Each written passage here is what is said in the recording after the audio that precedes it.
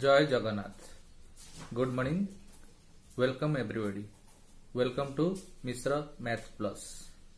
आज आम पढ़ा ज्यामितिर किछि मौलिक उपादान विषय।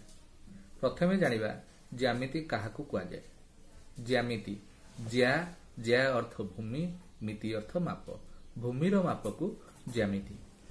ज्यामितिर किछि मौलिक उपादान भितर बिंदु, रेखा, रेखा खंड, रश्मि। आज प्रथमे पढ़ा बिंदु। बिंदु काहाकू कुआजाए। बिंदु एक छोट दाग जार कौनसी दैर्घ्य नहीं किंबा प्रस्थ भी नहीं।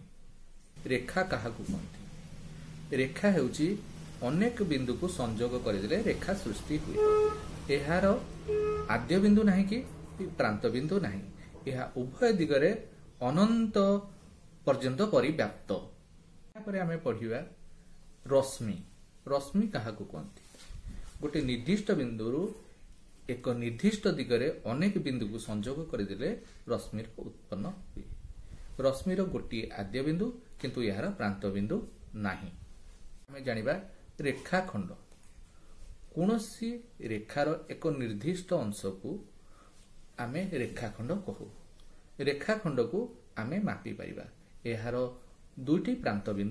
आमर ये भिडियोटे जदि आपको पसंद आसुची ताहले प्लीज या शेयर करंतु, लाइक करंतु एवं सब्सक्राइब करंतु। धन्यवाद।